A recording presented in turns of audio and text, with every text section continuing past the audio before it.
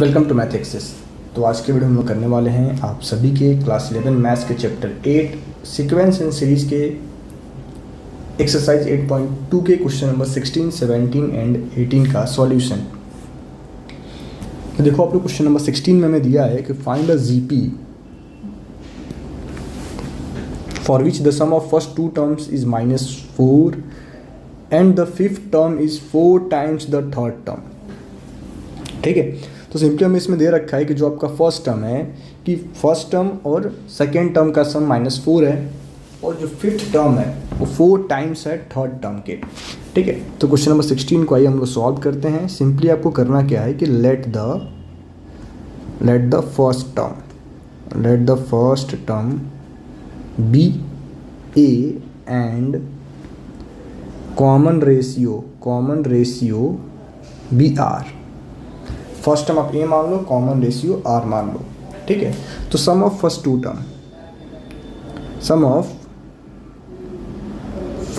To terms is -4।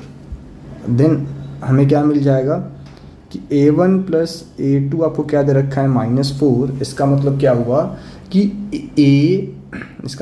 कि a plus a are, ए आपका first term हो गया और ए आर आपका सेकेंड टर्म हो गया। इन दोनों का सम क्या दे रखा है -4। यहाँ तक क्लियर है? इसको आप इक्वेशन 1 मान लो। क्या मान लो कि आपका इक्वेशन 1 है। ठीक है, देन सेकेंड चीज जो हमें गिवन है कि द फिफ्थ टर्म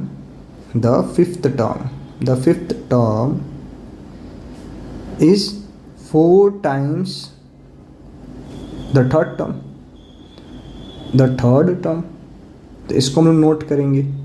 तो फिफ्थ टर्म यानी a5 इज 4 टाइम्स a3। ये तो गिवन है हमें ना। तो a5 यानी कि आपको क्या मिल जाएगा कि a इंटू में r का पावर 4 इक्वल्स टू में 4 इंटू में a इंटू में r का पावर 2। ठीक है, आप ऐसे निकालते हो ना जीपी का an टर्म कि a इंटू में r का पावर n-1। तो इसी को यूज करके मैंने फिफ्थ टर्म और थर्ड टर्म को नोट किया है। ठीक है, तो देखो अब यहाँ से आपका a से a कैंसिल आउट हो जाएगा और r स्क्वायर से r4 कैंसिल करोगे, आपको क्या मिलेगा r स्क्वायर इक्वल्स टू में 4। इट मीन्स कि r क्या होगा √4 जो कि आपका हो जाएगा +-2। तो ये आपका r तो यहाँ से आ गया कि r हमें मिल चुका है कि r क्या होगा +-2 होगा।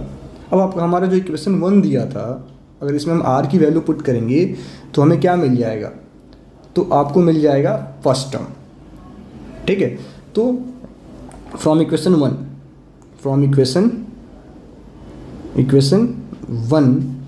a प्लस में ए आर इक्वल्स टू में -4।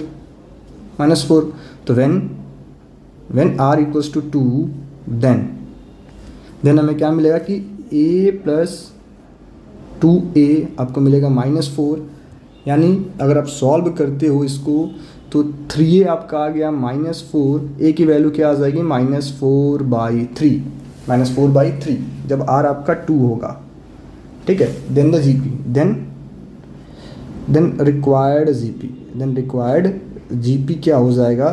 तो -4/3 इंटू में -8/3 इंटू में जब आना 2 से आप मल्टीप्लाई करते चले जाओ -16/3 होगा। फिर इसको 2 से मल्टीप्लाई करोगे -32/3 एंड सो ऑन। ठीक है, जब आपका फर्स्ट टर्म a होगा, कॉमन रेशियो 2 होगा and when r equals to में -2, जब r आपका -2 होगा then a plus a r equals to -4 हमें दे रखा है। तो यहाँ पे आपको क्या मिलेगा a - 2a इक्वल्स टू -4। तो -a आपका आ गया -4, तो a की वैल्यू आ गई 4। तो आपका फर्स्ट टर्म 4 होगा और कॉमन रेशियो क्या है -2 का है। तो देन रिक्वायर्ड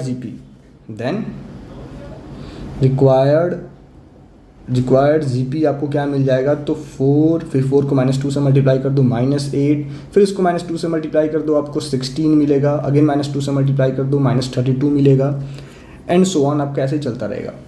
ठीक है, तो ये हमारा क्वेश्चन नंबर 16 का सॉल्यूशन रहा।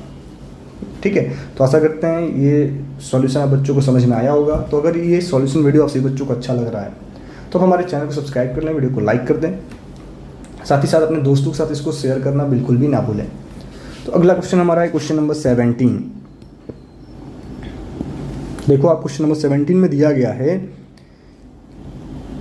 If the fourth term, 10th term and 16th term of a GP are x y and z respectively, prove that x y and z are in GP.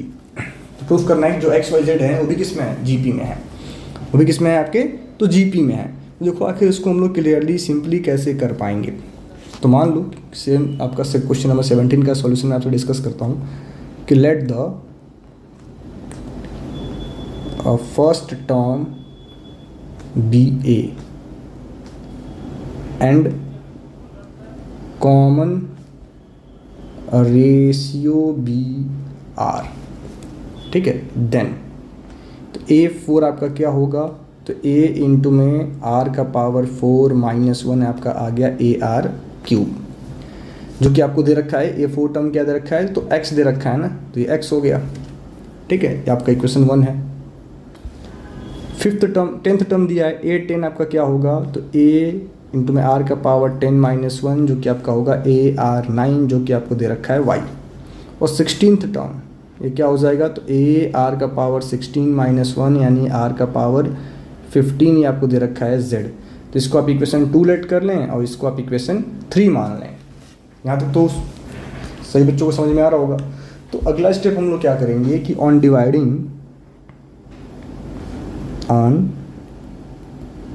Dividing equation second from first, on dividing equation second from first हमें क्या मिलेगा कि हम second को first से अगर divide करेंगे तो अब देखो आपको क्या मिलने वाला है, AR का पावर 9 अपॉन में AR cube is equals to में x by y is equals to में x बाई वाई। इसका मतलब हमें क्या मिला कि R का पावर 6 इक्वल्स टू मिल गया y बाई एक्स। इसको आप सही कर लेंगे y बाई एक्स। सेकेंड को हम लोग फर्स्ट से डिवाइड कर रहे हैं ना, तो y बाई एक्स आपका क्या आ गया, R का power 6। Again on dividing equation third from second हमें क्या मिलेगा, AR का पावर 15 बाई AR का पावर 9 इक्वल्स टू में Z बाई वाई, जो कि आपको क्या मिल जाता है कि R का पावर 6 किसके इक्वल है, Z बाई वाई के। तो इसको आप इक्वेशन 4 मान लो और इसको आप इक्वेशन 5 मान लो, ठीक है। From 4 and 5 y by x equals to में z by y, it implies that y square equals to में एक्स जेड। वाई स्क्वायर किसके इक्वल होगा, एक्स जेड के। देयरफॉर दे आर इन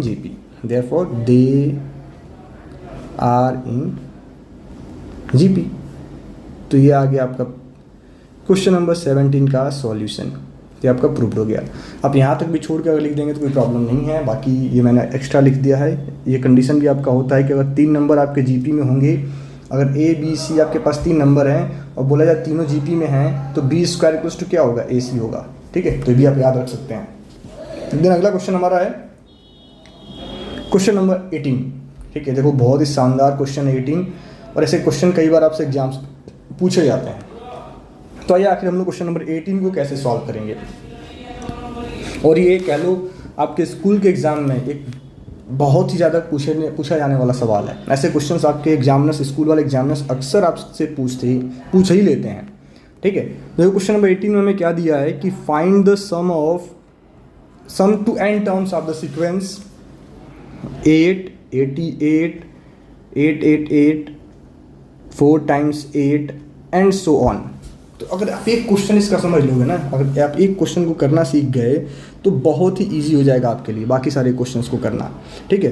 देखो यहाँ सिंपली आपको दिख रहा होगा कि जो गिवन सीक्वेंस है ना, तो ये एपी में है और ना ही जीपी में है, लेकिन इनमें कुछ एक कन्वर्जेंस करके इनको हम लोग जीपी में कन्वर्ट कर सकते हैं, ठीक है। तो हमें एस एन फाइंड करना है ना, तो एस एन इक्वल्स टू क्या होगा, 8 + 88 888 + 8888 एंड सो ऑन। ऐसे आपकी कॉन्टिन्यूस सीरीज चल रही है अप टू इन्फिनिटी, ठीक है। और हमें अप टू एन टर्म्स तक जा रहा है, सॉरी, और हमें एस एन फाइंड करना है। देखो ऐसे क्वेश्चन में हमें करना क्या होता है कि पहले हम 8 कॉमन कर लें। पहले आप क्या करो कि पहले आप 8 को कॉमन करो। जैसे ही आप 8 कॉमन लेंगे आपके पास क्या आएगा, जैसे हम लोग 8 कॉमन करेंगे हमें मिलेगा यहाँ पे 1 आ जाएगा, यहाँ पे आपका 11 आ जाएगा, यहाँ पे आपका 1 1 1 आएगा, यहाँ पे आपका 4 times 1 आएगा, and so on up to n terms तक ये चलता रहेगा। कहाँ तक चलेगा? तो अप टू एन टर्म्स तक ये एज इट इज़ चलता ही रहेगा, as it is note down रहेगा अप टू एन टर्म्स। कहाँ तक? Up to n terms. तो अगला स्टेप आपको क्या लेना है, अगर आप ध्यान से इसको समझ लेंगे तो बहुत ही ईजी होगा आपके लिए करना, ठीक है। तो ये अप टू एन टर्म्स ये चलता रहेगा, अप टू एन टर्म्स। आप यहाँ नोट कर लो, वरना लोग इसको इनफाइनाइट जीपी कंसीडर कर लेंगे। तो अब नेक्स्ट स्टेप में आपको करना क्या है? नेक्स्ट स्टेप में आपको करना है इसको 9 से मल्टीप्लाई और 9 से डिवाइड। तो 9 से मल्टीप्लाई करने का मतलब क्या है कि हम सभी टर्म्स को 9 से मल्टीप्लाई कर देंगे। तो 9 plus 99 plus 999 plus 9999 plus up to n terms, up to n terms, ठीक है। अब देखो अगला स्टेप क्या होगा आपका। अब आप क्या करोगे, 8/9 एज इट इज़ कॉमन रहेगा। अब हम लोग इस 9 को क्या लिख सकते हैं, 10-1। इस 99 को हम लिख सकते हैं 100-1। इस 999 को आप लिख सकते हो 1000-1, ठीक है। इसको आप क्या लिख सकते हो, तो 10,000-1, ठीक है। अप टू एन टर्म्स तक, अप टू एन टर्म्स तक आप ऐसे इसको नोट कर सकते हो, ठीक है। कहाँ तक नोट कर पाओगे, तो अप टू एन टर्म्स तक। तो आप देखो एन टर्म्स तक आप नोट कर रहे हो, तो जो आपका वन है, ये वन यहाँ भी आ रहा है, ये वन आपका यहाँ भी आ रहा है, ये वन आपका यहाँ भी आ रहा है। तो टोटल अगर देखा जाए तो जो हमारा ये वन है कितनी बार रिपीट होगा, हमारे पास एन टर्म्स हैं और हर बार हम 1 माइनस कर रहे हैं, तो आपका एन कितनी बार रिपीट होगा, एन टाइम्स रिपीट होगा। यानी हम इसको अगर चाहें तो ऐसे लिख सकते हैं ना, 8/9 10 प्लस इसको आप 100 को मैं लिख सकता हूँ 10 का स्क्वायर, इसको मैं लिख सकता हूँ, चलो ना भी लिखूँ तो मैं 100,000 प्लस आपके पास यहाँ 10,000 है। अब टू ये कहाँ तक जाएगा, तो ये भी आपका जा रहा है एन टर्म्स तक।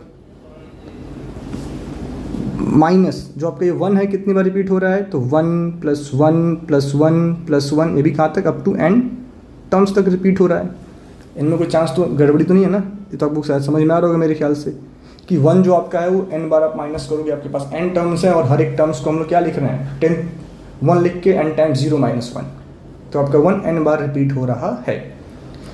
तो अब आप ध्यान से देखेंगे तो जो ये हमारा है, ये हमारा जो नंबर लिखा है ना, यह एक ज्योमेट्रिक सीक्वेंस फॉर्म कर रहा है, जीपी फॉर्म कर रहा है, जहाँ पे आपका फर्स्ट टर्म a 10 है और कॉमन रेशियो भी 10 है और टोटल n टर्म्स हैं। टोटल हमारे पास क्या है, तो n टर्म्स हैं। और ये जो आपका है ना 1 1 1 प्लस हुआ है कितनी बार, n बार। तो अगर आपको बोला जाए कि आप 1 1 1 10 बार प्लस करो तो उसका सम क्या आएगा, 10 आएगा। तो अगर 1 + 1 + 1 हम n टाइम्स करेंगे तो इसका टोटल सम क्या आ जाएगा, -n आ जाएगा, माइनस का n आ जाएगा, ठीक है। और 8/n हमारा कॉमन है। अब यहाँ जीपी का फार्मूला क्या होता है एसएन का, तो एसएन का फार्मूला आपको बताया गया होगा कि a × में r का पावर n - 1/r-1। तो यहाँ पे जब हम अप्लाई करेंगे तो 10 × में 10 का पावर n - 1/10 - 1, ठीक है।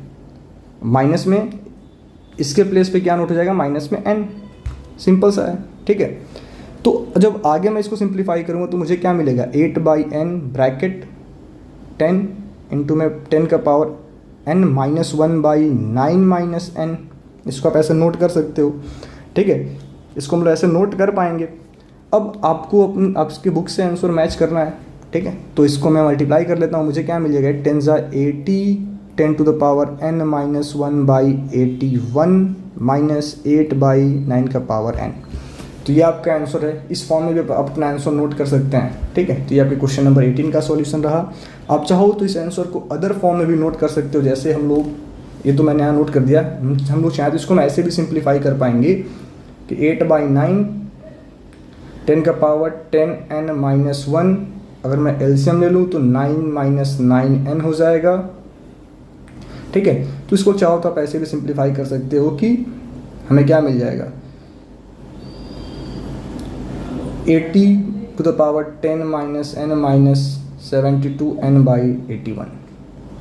तो वो आपकी मर्जी है कि आप कैसे लिखना चाहेंगे, दोनों ही तरीके से आपके आंसर्स क्या सही हैं, ठीक है। तो आशा करते हैं सॉल्यूशन में मैंने जो भी 3 क्वेश्चन आपसे डिस्कस किया, तीनों का सॉल्यूशन आप बच्चों को काफ़ी अच्छे से समझ में आया होगा। तो अगर समझ में आया तो हमारे चैनल को सब्सक्राइब करें, वीडियो को लाइक करें, साथ ही साथ अपने दोस्तों के साथ शेयर करना बिल्कुल भी ना भूलें। Thank you.